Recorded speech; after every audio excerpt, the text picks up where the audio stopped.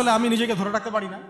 ইসলামের ইতিহাসের সবচাইতে মর্মান্তিক যুদ্ধ হচ্ছে মুতার যুদ্ধ, সবচেয়ে মর্মান্তিক। বদর, উহুদ, খন্দক, খায়বার যত যুদ্ধ আছে এগুলো যুদ্ধ অনেক বড় মাপের। মুতার যুদ্ধের প্রেক্ষাপট এবং সিচুয়েশনটা সম্পূর্ণ ডিফারেন্ট। এখানে আপনাদেরকে আমি 3 জন শ্রেষ্ঠ বীরের মহাকাব্য শোনাচ্ছি।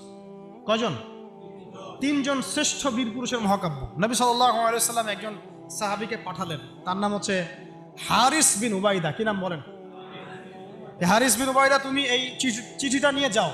এটা তো মদিনা রাষ্ট্র কায়েম হওয়ার পরের কথা, একদম নবম হিজরতের 8ম বছরের দিকের কথা আর কি। তখন ততদিন হুদাইবিয়ার সন্ধিও হয়ে গেছে এবং কাজা উমরা আদায় হয়ে গেছে এবং খায়বার যুদ্ধ জয় হয়ে গেছে। খায়বারের পরের কথা এটা আর কি, যে হারিস বিন উবাইদা তুমি এই চিঠিটা নিয়ে যাও, ওই রোমকদের কাছে যাও। তখন তো সুপার পাওয়ার 2টা, রোমানরা এবং পার্সিয়ানরা। তো এখনকার ওই যে এই কন্টিনেন্টের ন্যাটো আর ওই কন্টিনেন্টের চায়না রাশিয়ার মতো, যেটা পারতেছে। তো সে গেল ওখানে। সুরাহবিল আল গাসসানি একজন শাসক ছিলেন ওইখানকার সিরিয়ার।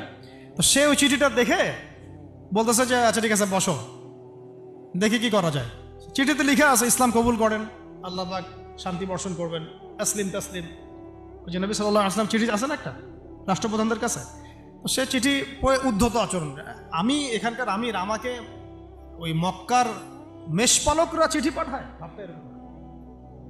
তো কে চিঠি নিয়ে আসছে? যে হারিস বিন উবাইদা। আচ্ছা ওকে বসাও। হারিস বিন উবাইদা রাদিয়াল্লাহু আনহুকে, রাষ্ট্রদূত কিন্তু তিনি, রাষ্ট্রদূতকে তারা নির্মমভাবে হত্যা করল।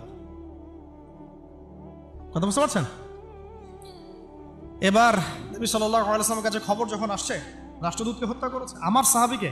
কয়জন সাহাবীকে হত্যা করেছে? 10 জন, 20 জন, 100 জন না একজন সাহাবীকে হত্যা করার প্রতিশোধ নেওয়ার জন্য নবী সাল্লাল্লাহু আলাইহি ওয়াসাল্লাম 3000 বাহিনীর একটা জিহাদি কাফেলা তৈরি করলেন।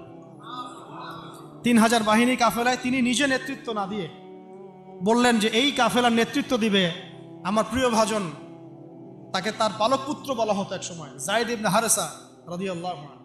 কোন যায়েদ? তায়েফের সফরের সঙ্গী, তায়েফের সফরে একজন সাহাবী তার সাথে ছিল, তার নাম যায়েদ ইবনে হারেসা। যখন তায়েফবাসী নবীজিকে মারছিলেন, যায়েদ ইবনে হারেসা রাদিয়াল্লাহু আনহু তার বুক দিয়ে নবীকে জড়ায় ধরেছিলেন যে আমার গায়ে আঘাত লাগুক, তার গায়ে না লাগুক। এই সাহাবী যায়েদ ইবনে হারেসা রাদিয়াল্লাহু আনহু, তাকে পতাকা দিয়ে বললেন এই মুতার যুদ্ধের আমির হচ্ছে যায়েদ ইবনে হারেসা। যদি যায়েদ ইবনে হারেসা শহীদ হয় তাহলে পতাকা বহন করবে জাফর ইবনে আবি তালেব, আমার চাচাতো ভাই। কোন জাফর?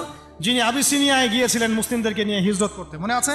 যিনি বাদশাহ নাজাশির সামনে কুরআন তেলাওয়াত করার, সূরা মারিয়াম তেলাওয়াত করার কারণে বাদশাহ নাজাশির চোখ দিয়ে দরদর করে পানি পড়তে শুরু করেছে।